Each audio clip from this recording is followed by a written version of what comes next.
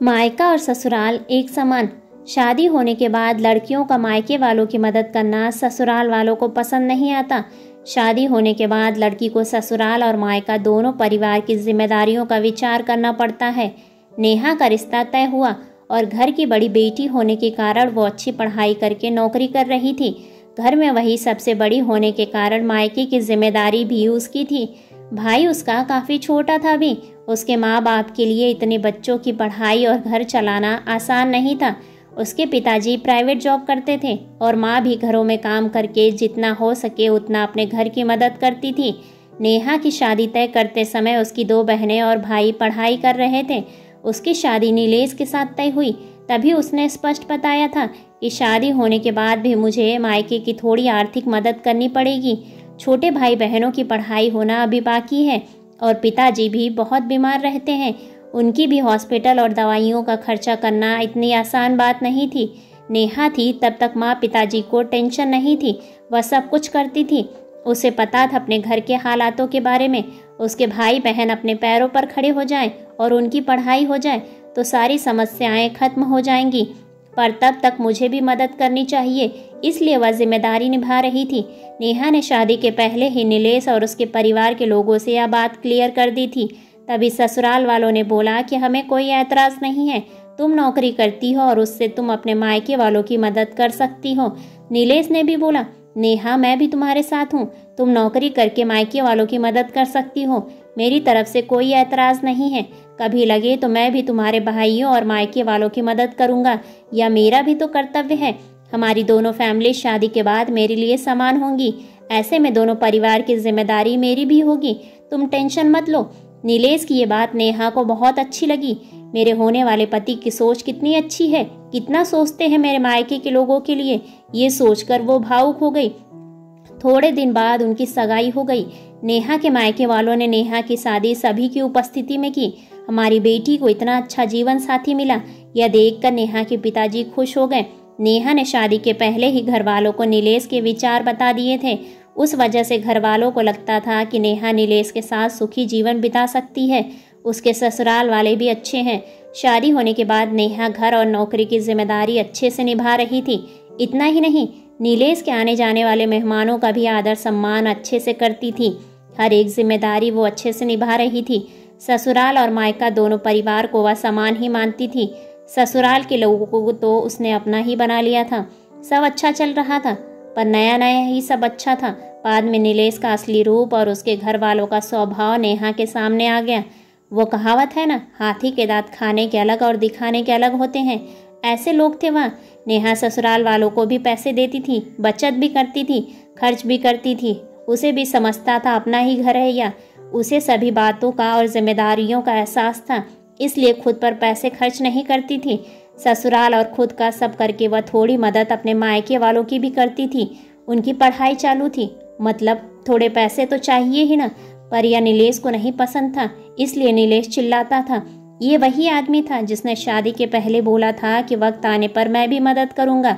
उसकी मदद की अपेक्षा नेहा को नहीं थी। उसने नीलेश को कभी नहीं बोला और उससे पैसे भी नहीं मांगे, उल्टा उसके ससुराल वाले बोलते थे। तभी नेहा की माँ बोली, नेहा तुम्हारी भी गृहस्थी है, तुमसे पैसे मांगना अच्छा नहीं लगता, पर परिस्थिति ही वैसी आ गई थी। उसकी माँ को बहुत बुरा लगता था। उसकी छोटी बहन पार्ट टाइम जॉब करने लगी थी। नेहा कब अपने मायके वालों को पैसा देना सास को बिल्कुल नहीं पसंद था। वह तो सभी को बताती थी कि नेहा जॉब करती है, सभी पैसे मायके में देती है। ऐसी आधी सच्ची बातें नेहा को अच्छी नहीं लगती थी, पर करे तो क्या करे। उसे भी पता था कि मायके की परिस्थिति ठीक नहीं है। थोड़ी बहुत मदद कर दी तो क्या हो गया, मुझे कहाँ जिंदगी भर मदद करनी है भला। आज न कल भाई की पढ़ाई पूरी हो जाएगी तो वह भी अच्छी नौकरी करेगा, माँ बाप की जिम्मेदारी अच्छे से निभाया और बहनें तो अपने ससुराल चली जाएंगी। ऐसे नेहा अपने मन को समझा रही थी। वो किसी भी प्रकार की नेगेटिव बातों का विचार न करते हुए सिर्फ दोनों फैमिली का भला चाहती थी। इतना ही नहीं, नेहा नीलेश के माता पिता का हॉस्पिटल और मेडिसिन का खर्चा उठाती थी।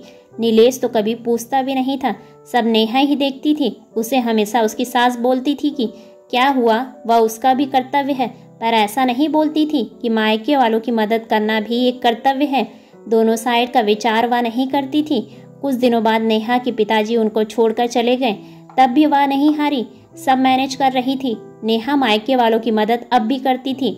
यह सब पता चला तो नीलेश ने उसे बहुत डांटा। सास ससुर ने भी डांट लगाई, तब नेहा शांत रह नहीं पाई। वह भी पढ़ी हुई और नौकरी करने वाली लड़की थी। नीलेश से ज्यादा कमाने वाली दोनों परिवार की आर्थिक समस्या वह संभालती थी। उस दिन उसे भी उस बोलने पर गुस्सा आ गया। वह बोली, अगर लड़की ने ससुराल की मदद की तो चलेगा और मायके की मदद की तो क्यों नहीं चलता? ऐसा क्यों? मेरे मायके वाले हमें मदद मत करें ऐसा बोलते हैं क्योंकि वह मेरी गृहस्थी का विचार करते हैं। मैं मदद कर सकती हूँ, मेरी फैमिली के लिए, अपने भाइयों के लिए मेरी जिम्मेदारी है और मैं निभा रही हूँ। इसमें क्या गलत कर रही हूँ भला? जिस माता पिता ने मुझे इतना कष्ट करके पढ़ाया बड़ा किया, आज मैं इनकी वजह से इतनी बड़ी पोस्ट पर हूँ, अच्छा खासा कमा रही हूँ। तो मायके में ज़रूरत होने पर थोड़े दिन मैंने आर्थिक मदद की तो क्या हुआ? और हाँ, मैं आपका भी तो सब करती हूँ, हमारी गृहस्थी और भविष्य इसका विचार करके बचत भी करती हूँ। नेहा की ऐसा बातें सुनकर उसके ससुराल वाले उसे कुछ बोल नहीं पाए। कुछ दिनों बाद नेहा की सास बहुत बीमार हो गई। उनकी बेटी उनका आधा पैसा भरने के लिए तैयार थी। तब नेहा बोली, दीदी हम दोनों हैं ना, हम देख लेंगे, पैसों की चिंता आप मत करो। नहीं भाभी, मेरा भी कर्तव्य है, माँ है वो मेरी। माँ बाप के लिए लड़का और लड़की दोनों ही समान होते हैं, दोनों को साथ में बड़ा करते हैं। पढ़ाई नौकरी उनकी ही वजह से पूरी होती है। तो ऐसे वक्त में मायके में लड़की ने मदद की तो क्या हो गया? मैं भी जॉब करती हूँ, मेरी भी सेविंग है। अर्थात नेहा भी ऐसे ही विचारों की थी।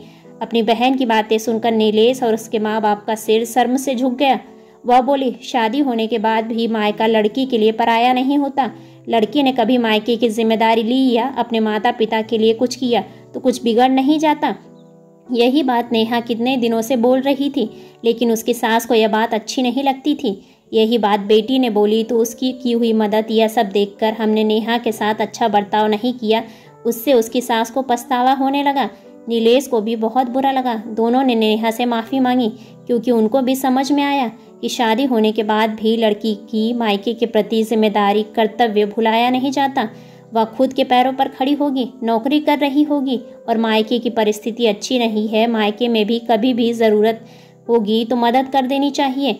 ऐसे वक्त में लड़की का मदद करना या उसका कर्तव्य होता है। उसके लिए दोनों परिवार समान होते हैं। इन सब में उसके ससुराल वालों को समझ के साथ उसका साथ देना चाहिए, यही उनकी अपेक्षा रहती है।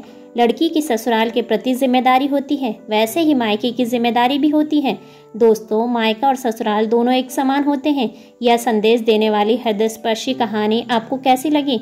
हमें कमेंट्स करके ज़रूर बताइएगा। ऐसे ही बेहतरीन कहानियों को सुनने के लिए वीडियो को लाइक और चैनल को सब्सक्राइब करें और अपने विचार कमेंट्स बॉक्स में कमेंट्स करके हमें ज़रूर बताएं। धन्यवाद।